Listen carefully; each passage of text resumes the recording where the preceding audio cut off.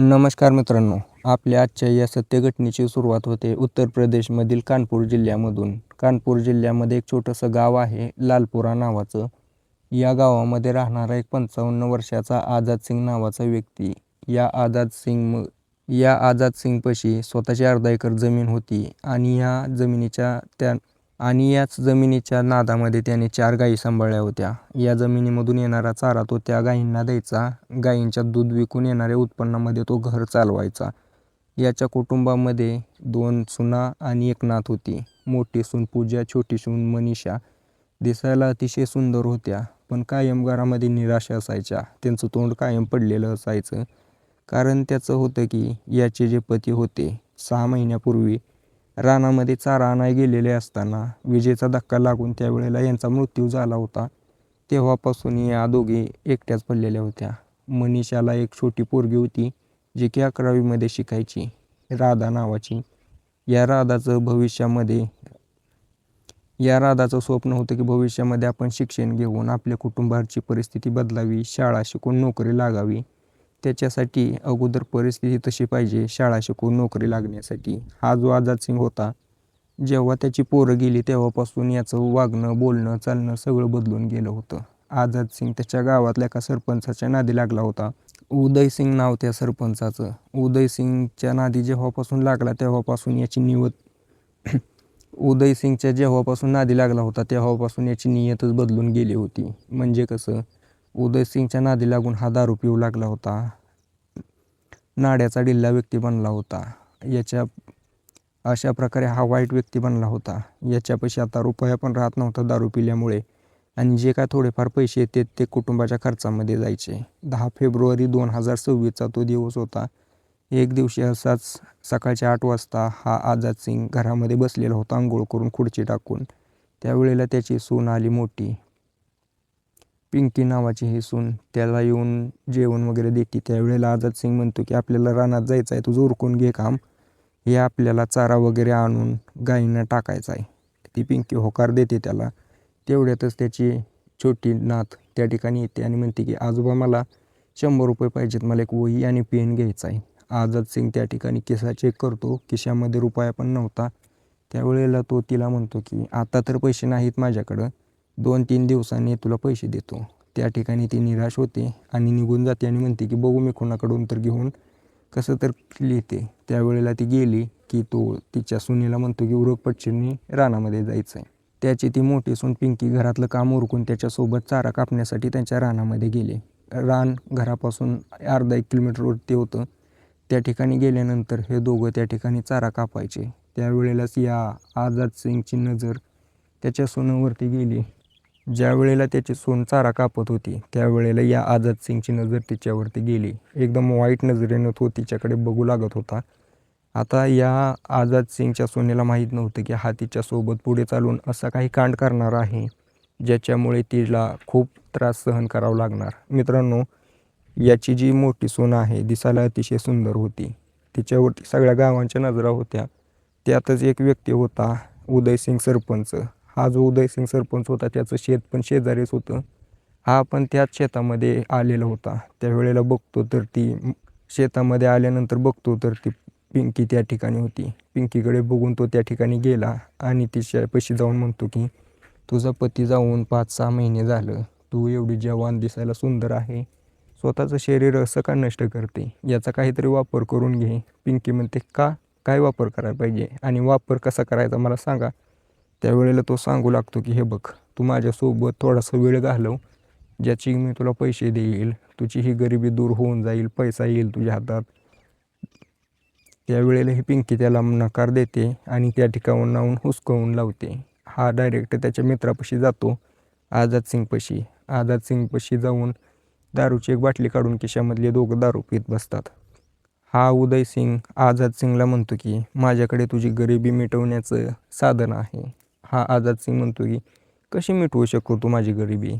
उदय सिंगला त्यावेळेला हा सरपंच आझादला म्हणतो की मी मिटवू शकतो रे, तू फक्त होकार दे, तू होकार देत असशील तर लगेच आपण तुझी गरिबी मिटवून टाकू. आझाद सिंग म्हणतो हो मला पण गरिबी मिटवायची, माझ्या कुटुंबाला सुखी करायचं आहे, काय करावं लागेल मला सांग. त्यावेळेला म्हणतो की ही तुझी मोठी सून जी आहे पिंकी, ती दिसायला अतिशय सुंदर आहे. मी तिच्यासाठी 10,000 रुपये देईल तुला. तुझी घराची गरिबी बी दूर होईल. तिला फक्त माझ्यासोबत वेळ घालवावा लागेल. आता हे सगळं ऐकल्यानंतर दारूच्या नशेमध्ये जो आझाद सिंग होता त्याचंही मन डोलतं 10,000 रुपये बघून. तो म्हणतो की ठीक आहे, मी विचारून बघतो तिला.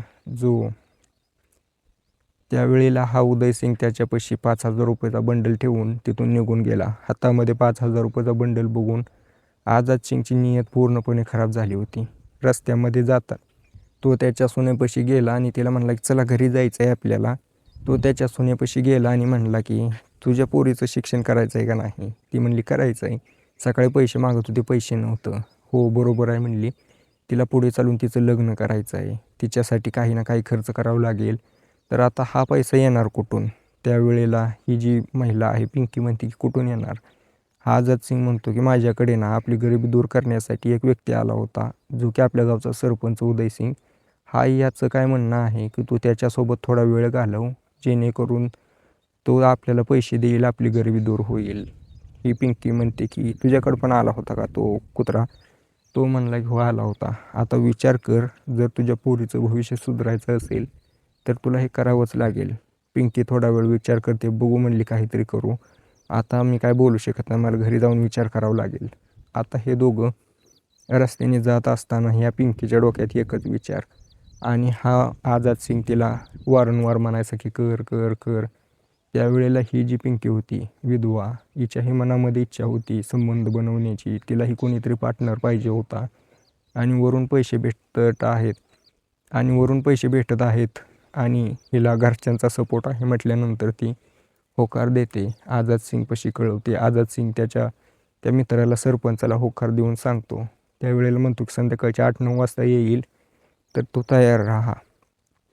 दोघं घरी पोहोचतात. घरी पोहोचल्यानंतर जेवण पाणी करतात. संध्याकाळचे 9 वाजतात. त्याची जी छोटी सून आहे ती लवकर झोपली. तिच्यापाशी हिच्या पोरीला झोपवून दिलं. आझाद सिंग घराबाहेर उभा होता.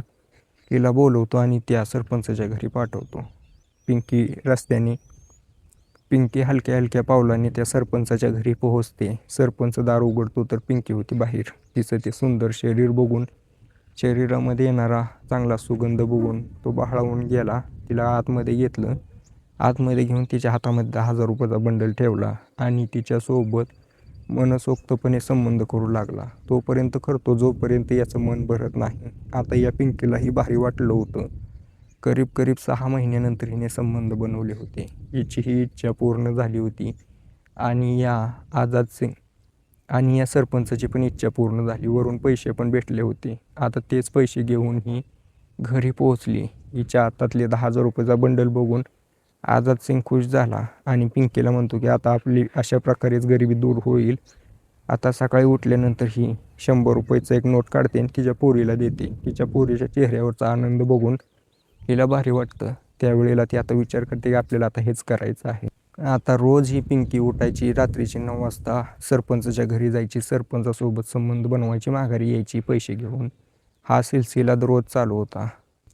14 मे 2025चा तो दिवस होता. या दिवशी 14 मे 2025चा आझाद सिंग घरी बसलेला असताना त्याच्या जनावरं ओरडत होती. त्यांच्यासाठी चारा आणायचा होता.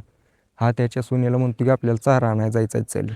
दोघं चारा आणायला जातात. रानामध्ये पोहोचल्यानंतर हा जो आझाद सिंग आहे बघतो त्याच्या सुनेकडे, त्याची सुंदरता बघतो आणि तिला म्हणतो की मला तुझ्यासोबत संबंध करायचेत. ती त्याच्या तोंडाकडे बघते आणि एकदा रागाने त्याला बोलू लागते की काय बोलतोय तू माझा सासरा. हा म्हणतो की तू त्या उदय सिंग सोबत करू शकते तर माझ्यासोबत का नाही? तुला हे सगळं तर मीच करायला लावलंय ना, त्यामुळे कोणालाही समजणार नाही, तू माझ्यासोबत कर. त्या ठिकाणी पिंकी आता त्याच्यासोबत करायला तयार होते. रानामध्ये एक बनवलेली खोली होती. त्या खोलीमध्ये हे दोघं ते संबंध करतात मन भरेपर्यंत. यांचं काम झाल्यानंतर चारा घेतात आणि घरी जातात.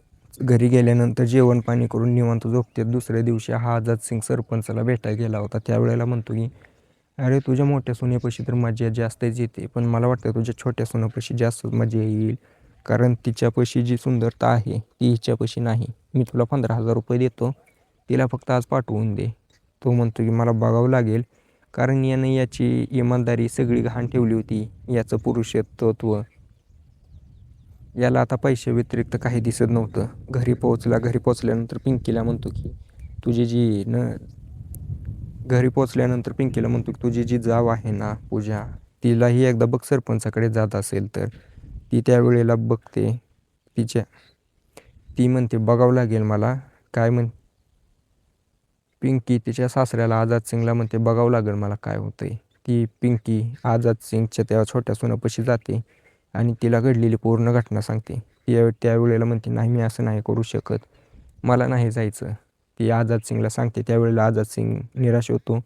दुसऱ्या दिवशी पिंकीला म्हणतो तुझ्यापाशी जे पैसे आहेत ना त्यातले 3,000 रुपये या पूजाला दे शॉपिंग करण्यासाठी आणि तुझ्या लेकीला पण दे. ही पिंकी तिच्या त्या जावला पैसे देते आणि म्हणते की शॉपिंग करून ये, माझ्या पोरीला बी शॉपिंग करायला.